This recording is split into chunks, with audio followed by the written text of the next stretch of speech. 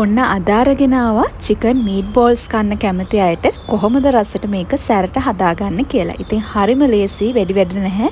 හරිම ඉක්මනට හදාගෙන රස බලන්න පුළුවන්. ඉතින් කොහොමද බලමු මේක හදාගන්න. ඉතින් ඔයාලට මම මුලින්ම පටන් ගද්දි පෙන්නවා වගේ මෙන්න මේක තමයි අද මම පාවිච්චි කරන්නේ මීට් බෝල්ස් කරි එක හදාගන්න. ඉතින් ඒකට මුලින්ම මේ විදිහට පෑන් එකක් ලිපේ තියලා ඒකට තෙල් මේස හැඳි දෙකක් එකතු කරගන්නවා. තෙල් ටික රත් වෙන ගත්තාම තලාගත්ත ඉඟුරු සුදු ලූණු වලින් මේස හැන්දක් එකතු කර ගන්නවා.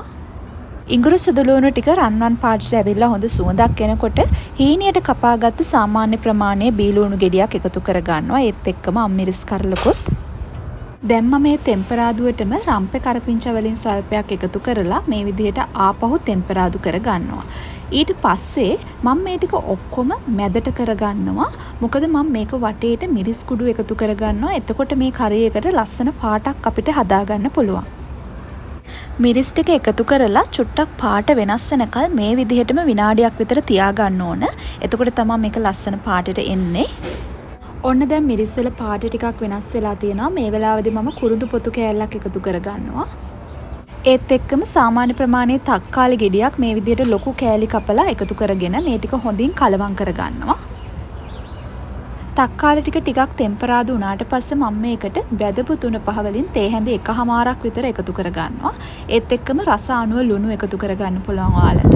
ඒකටම උළුහල් වලින් ස්වල්පයකුත් එකතු කරගන්නවා.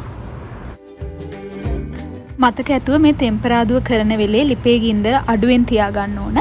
දැන් මේ ටික හොඳට ඔක්කොම කලවම් කරලා ඊට පස්සේ මම කහ ටිකකුත් එකතු කරගන්නවා. මේකට ලස්සන පාටක් ගන්න ඕන නිසා.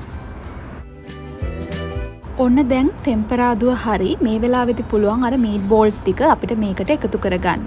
ඔයාලට කලින් හිතෙන්නේ නැති මේකේ ඔක්කොම දේවල් තියෙනවනේ. ඇයි මම තෙම්පරාදුවක් කරගත්තේ කියලා. ඉතින් ඇත්තටම ඔයාලට මේ විදියට තෙම්පරාදුවක් කරාට පස්සේ තේරෙයි මේක කොච්චර රසද කියලා.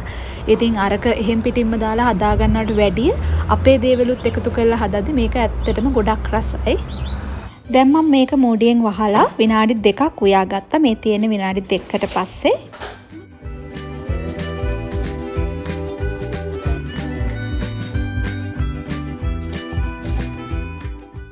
දැන් මම මේකට උකු පොල් කිරි වලින් කෝප්ප භාගයක් එකතු කරගත්තා.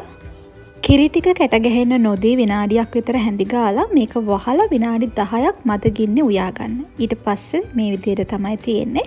ඉතින් කිරිත් එකතු කරගත්ත හින්දා මේක ගොඩාක් රසට තියෙනවා. දැන් මේක ලිපෙන් ඉවත් කරගෙන බලමු කොහොමද තියෙන්නේ කියලා.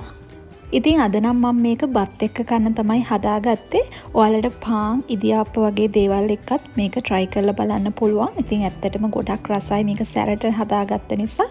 ඉතින් ඔයාලත් මේ රෙසිපි එක හදලා බලන්න. හදලා ඔයාලගේ අදහස් මාත් එක්ක බෙදා ගන්න අමතක කරන්න එපා. මතක ඇතුව channel එකත් subscribe කරලා තියාගන්න. මම මේ විදිහේ තවත් රසවත් කෑමක් අරන් එන්නම්. ඔයාලට සුබ දවසක්.